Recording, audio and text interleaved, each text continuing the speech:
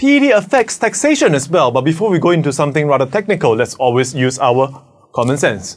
Now, you should always do that in economics because you always make reason of something first and then you throw in the theory.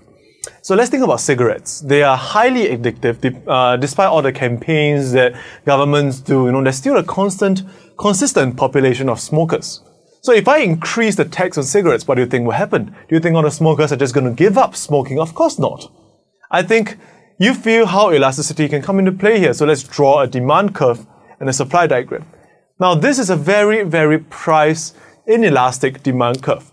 So because of the addiction for cigarettes, and let's draw a supply curve as well so that we know where the original equilibrium price and quantity is. So let's say that this is the demand curve of cigarettes. If I add taxation to cigarettes, say a fixed tax of $2 to every pack of cigarettes sold, then the price at every quantity will increase by a fixed amount of $2. So the supply curve shifts up by a vertical amount for $2.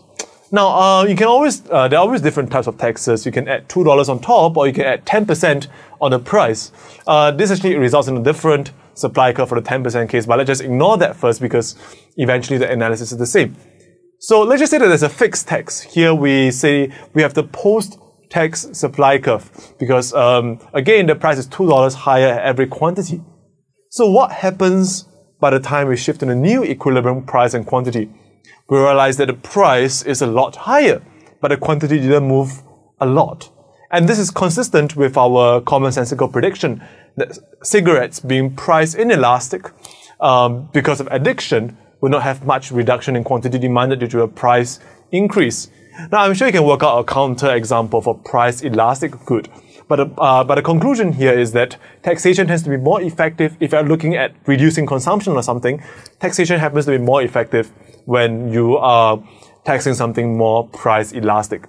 But at the same time, if you're taxing something to make money, then perhaps, going back to the consumer expenditure example, then taxing something more price inelastic might work better.